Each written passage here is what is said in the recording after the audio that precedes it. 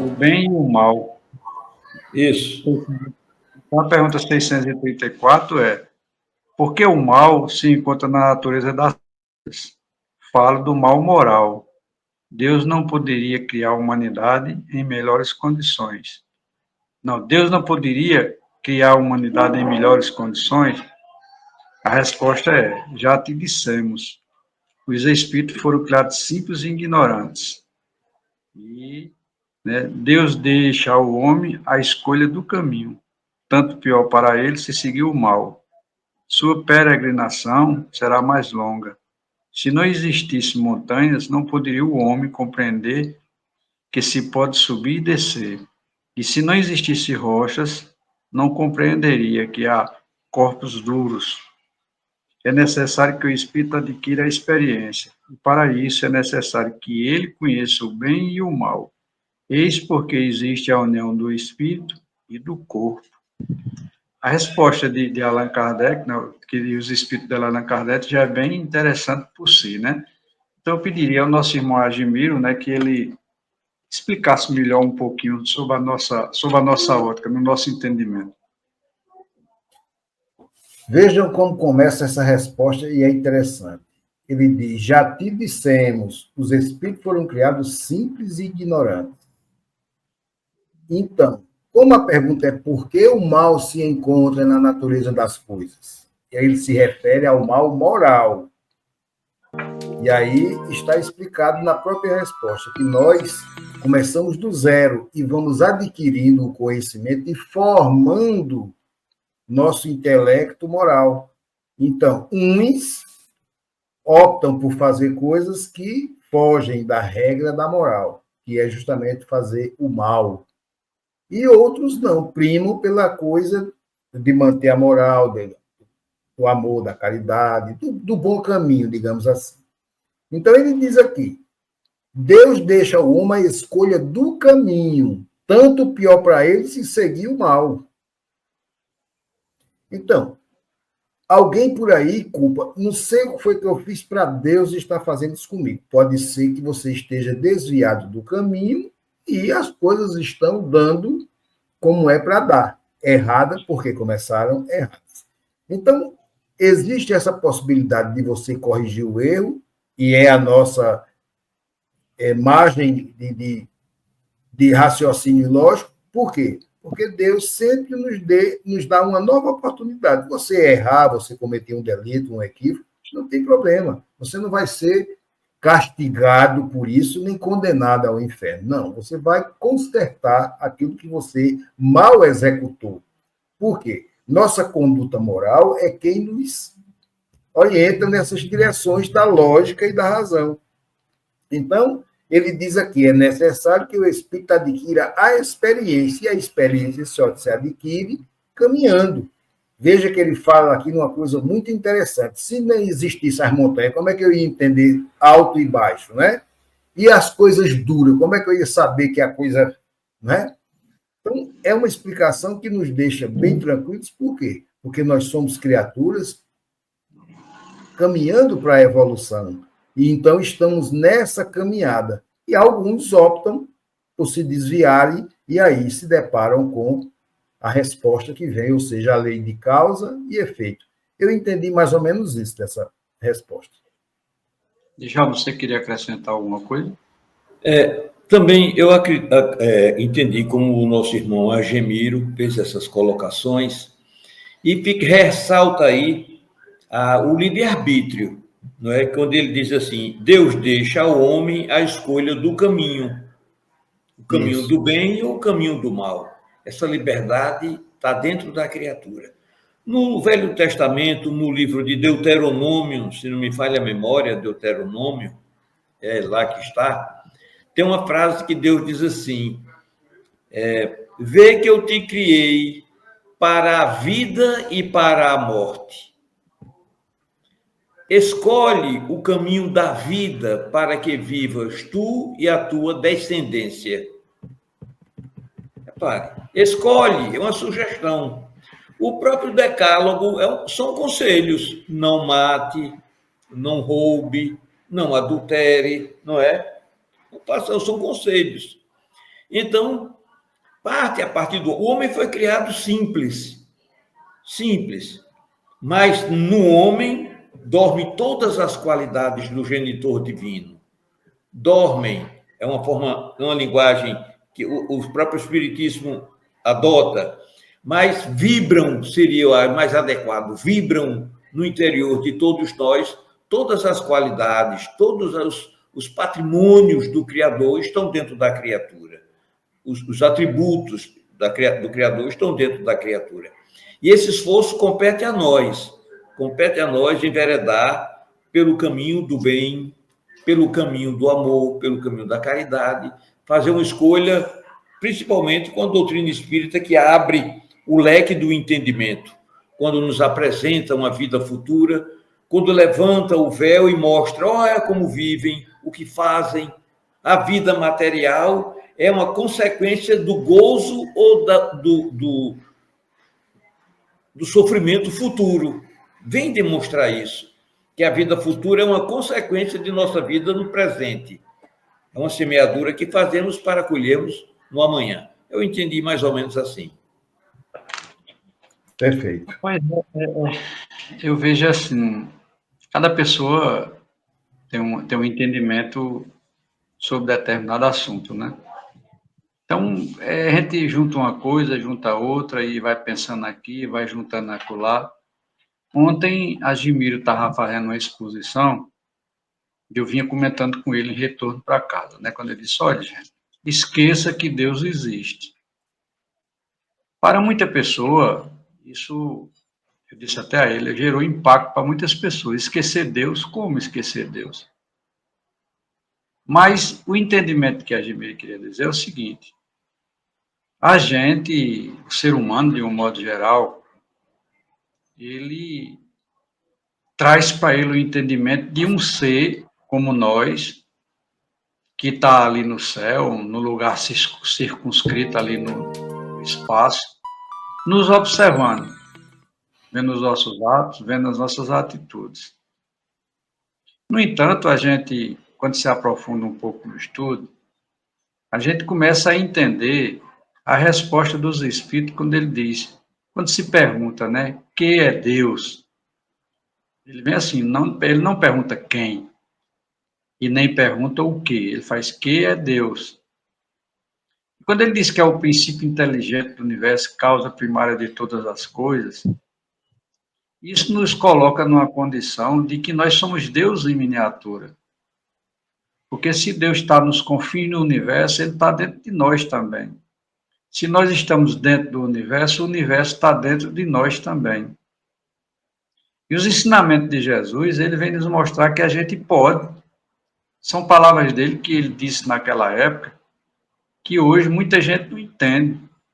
Quando ele diz assim, se vocês tivessem fé, né, diria transporta-se montanha, eu substituiria essa palavra fé por outra, mais significativa e mais direta e mais objetiva. Eu substituiria pela palavra conhecimento. Se vocês tivessem conhecimento das coisas, vocês poderiam fazer tudo.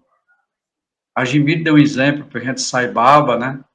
Sai Baba fechava a mão e materializava as coisas. Você ia visitar Sai Baba, ele não lhe conhecia, mas ele materializava uma coisa, uma fruta que você gosta, por exemplo, ele materializava, ele dava, ele sentia. Então, se nós tivéssemos conhecimento das coisas, a gente poderia fazer verdadeiros milagres. Em pequena escala, a gente vê isso no magnetismo, a vontade, né? A gente se identifica com o problema do próximo, cria um sentimento, né? Um sentimento de compaixão, a gente se coloca no sofrimento daquela pessoa e o milagre acontece, milagre entre aspas. A gente consegue curar as pessoas só pelo toque das mãos. Então, aqui, quando ele diz assim, o mal se encontra, né? Porque o mal se encontra na natureza das coisas. Mas na frente ele reconcertou, ele fala do mal moral. Então, todos os erros, fui também uma vez, uma semana dessa aí, a pessoa conversando com um irmão evangélico, ele disse, Deus criou o bem e Deus criou o mal. Aí eu simplesmente fechei os olhos, disse, meu amigo, me desculpa, eu estou sem tempo de conversar. Porque a minha convicção, e eu tenho certeza plena disso, que Deus não criou o mal. O mal quem criou foi o homem. Uma outra frase que eu vi num panfleto de um evangelho, diz assim, quem controla o mundo? Deus, o homem ou Satanás? Ora, Deus controla tudo, tudo está de posse de Deus, mas a Terra, na atual realidade que a gente vive, quem está controlando é o homem pelas suas maledicências, pelas suas maldades, como frisou bem aí a Jimiri, e você em seguida, né? Lei de causa e efeito, ação e reação, não é? Então, o que é que acontece? Ele não poderia criar em melhores condições? Sim, poderia ter criado em melhores condições, mas qual seria o método de conquista de todos nós?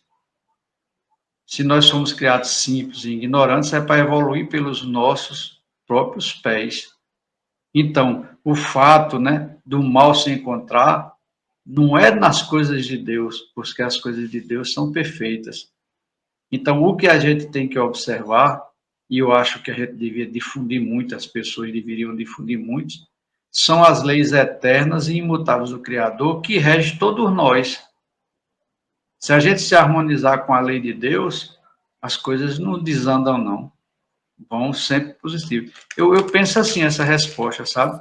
Eu acho que o mal que existe nessa nossa realidade, eu acho que é provocada pelo próprio homem. Não é por conta de Deus, não. Eu não sei se vocês concordam com o que eu estou falando. E aproveitando essa deixa sua, quando eu disse esqueçam Deus, foi justamente na hora que eu tenho que fazer o que eu tenho que fazer, não é Deus, sou eu que tenho que fazer. Esqueçam Deus nesse momento e faça, haja. O que o Major colocou ali, nosso irmão Djalma. O livre-arbítrio, a escolha é minha. Não tem que estar ocupando Deus, não. Eu tenho que resolver, sou eu quem tenho que fazer. E foi nesse sentido, para que as pessoas não pensem que eu estou mandando esquecer Deus, né? Não, realmente, muito bem observado, porque as pessoas entendem e a gente é diferente. Agora fechou o fio. Fechou o fio. Eu entendi perfeitamente na hora, né? Você, na continuação da sua explanação, você disse, olha, gente, a gente faz as coisas e quer que Deus desmanche o nó, as besteiras que a gente fez. E depois tem aquela frase, a plantação é livre, mas você tem que colher o que planta. Então, Deus ele não se mete nisso, não. Não, Deus não interfere, Deus auxilia quando eu faço por onde merecer e existe a necessidade em que Deus pode, sim, me dar uma força, me dar uma clareza de visão, de entendimento. Aí Deus pode. Mas as pessoas querem que Deus resolva tudo. Aí é bom demais, né, Djalma? Pois é, a nossa irmã Nivanda, quando falou aqui, ela disse que Kardec sugere 3 coisas para a gente pedir na oração. Uma delas é a coragem, que já está dentro, mas enfraquecida, não é? Isso. Deus nos dotou do livre-arbítrio, isso está dentro. Escolhe, eu te dei isso. Escolhe o bem, o mal, já está dentro de ti isso. Aí ele sugere, escolhe a vida para que vivas tu e tua semente, a tua descendência. Não é? Isso essa liberdade é nossa. Então, nós temos que ir em busca dessa força que está dentro, não é? Que dorme dentro da gente, e partir para a luta. Porque quando você procura, você encontra. Quando você bate, a coragem chega. Buscar e achareis. Né? Isso é justamente onde vai agir. Né? Quando ele vê que você está, ele dá força, né, Jimir? Ele dá força, ele dá determinação, né? Para que você realize. Eu tenho que me acordar amanhã às 7 horas para ir trabalhar. O que é que Deus tem a ver com isso? Sou eu que tenho que me acordar e ir trabalhar, né, Djalma? Perfeitamente. Ou eu mando Deus ir lá bater o ponto por mim. Ou então eu digo, Djalma, eu estou com a dor na perna, vai ali na farmácia e toma uma injeção? Ora, o professor... Minha gente, esqueçam Deus nessa hora. Não é você quem tem que fazer. Deus está observando, ele espera de você. Não é assim, Djalma? O professor dá o problema, não te dá a solução, não. De que adiantaria? Você aprenderia o quê? Se aquilo já vem mastigado, já vem feito. não é? Nós somos espíritos eternos em desenvolvimento. Todos os atributos divinos pulsam e vibram dentro de nós. Dentro da semente está a árvore. É lei. Dentro da semente está a árvore vibrando, pulsando, em estado latente. Cava um buraco, coloque ali, agoe a humildade e o calor, a semente, a árvore desabrocha. 2, 3 anos, tal e qual a árvore, a mangueira, o cajueiro, seja lá o que for. Nós todos somos sementes da árvore da vida. O Criador pulsa e vibra, vivo dentro de nós. Eu já estou à porta, pede que eu te respondo, bate que eu te abro. A leitura de Nirvana. Por que não me pedes, diz o Cristo? Por que ainda não pedes em meu nome? Por que não busca-me dentro da tua essência? Não é? Eu estou aqui. Venha, peça, que eu atendo. Eu atendo. Pedi, isso é muito claro. Não há rodeio, não há subterfúgio. Pedi se vos dará. O Evangelho de Jesus é muito claro.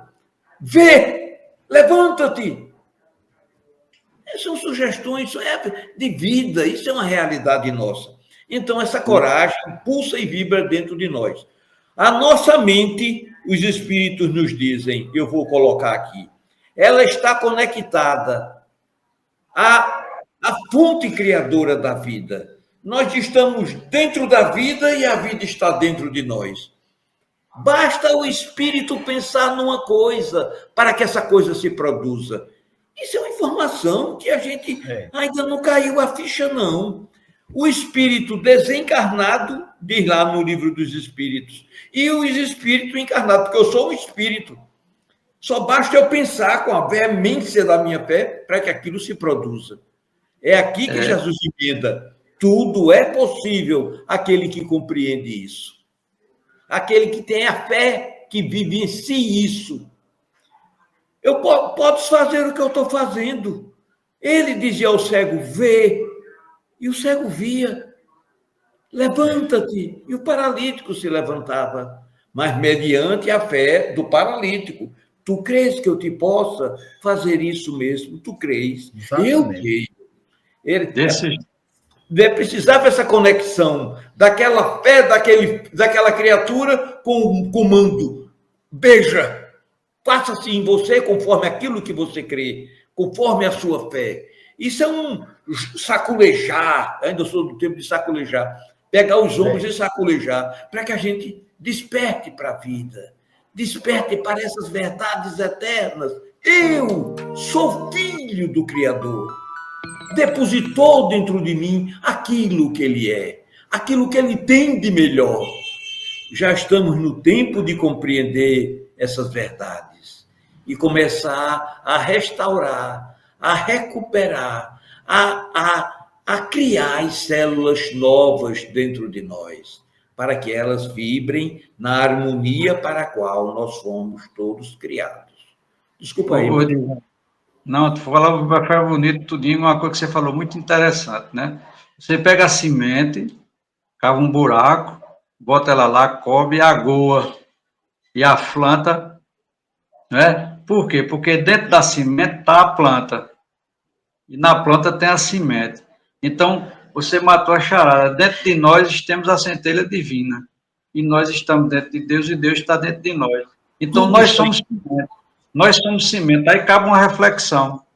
O que é que precisa para a gente germinar para Deus? Né, Gimiro? O que é que precisa, Gimiro, germinar para Deus? Fazer a minha partezinha, que é aguar, regar, cuidar, zelar, como diria uma tia minha, viu, Agemiro? Uma lapada boa. Tem semente que só germina com choque térmico, água quente, água fria, água quente, para que ela não é? É preciso. Essas lapadas não são lapadas, são os sofrimentos, as dificuldades que a vida nos traz, para aprendermos a solucioná-las e transpô-las Isso vai aumentando a nossa fé, a nossa confiança, ao ponto de você dizer: homem, eu não estou sozinho. Eu não tinha essa força para resolver isso, mas chegou, como se fosse: eu estou aqui, vamos, vai dar certo. É como o pai que pega na mão da criança, para que ela ganhe firmeza e comece a dar os passos sozinha para adquirir aquela confiança. Não é assim? E lembrar que todas essas dificuldades, esses problemas, essas doenças, essas lapadas, como a gente está usando aqui o termo, eu tenho que olhar para elas com outro olhar. Eu só olho com o olhar do sofrimento, da dor, da dificuldade. Olha com o olhar do aprendizado. O que é que isso está me mostrando?